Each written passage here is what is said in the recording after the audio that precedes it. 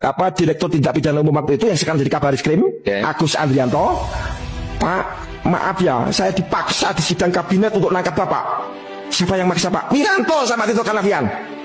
Loh, itu sidang kabinet kok bahas penahanan orang itu? Kabinet Sapopo itu loh. Catat ini. Sidang kabinet itu bahas kebijakan, penangkapan dan lainnya, itu pemenang mutlak penyidik.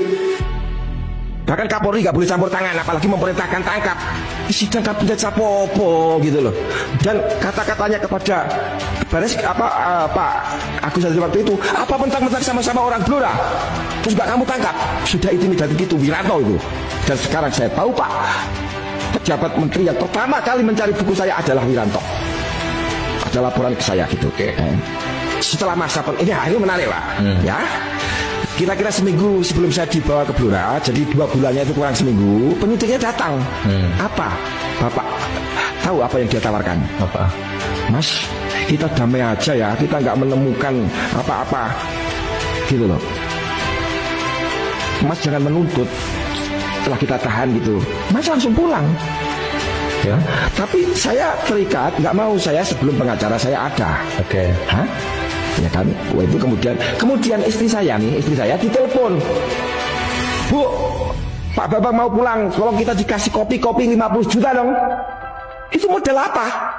Dikasih kopi-kopi, dikasih duit maksudnya untuk ngopi-ngopi, kalau mau pulang ini nggak bisa P21, minta 50 juta. Lah istri saya langsung menelpon teman saya namanya Kunto Arif Wibowo, waktu itu adalah komandan Korem di Palembang.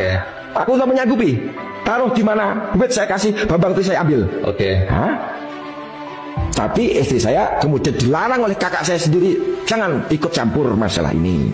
Artinya itu nggak bisa P21 karena nggak ditemukan kesalahan di buku saya. Nggak bisa dilimpahkan ke kejaksaan. P21. Iya. Dan terus kok sampai masuk ke penjara Blora? Kalau nggak P21 kan berarti nggak sidang. Ya pokoknya dia nggak P21 gitu aja. Sebenarnya nggak bisa.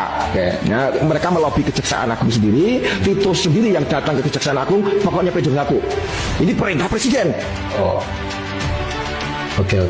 Sehingga itu berlanjut, sidangnya pun nggak pernah disiarkan, walaupun wartawan datang. Nggak pernah itu sidangnya kacau balau, hakim saya bentak, macam-macam saya bentak.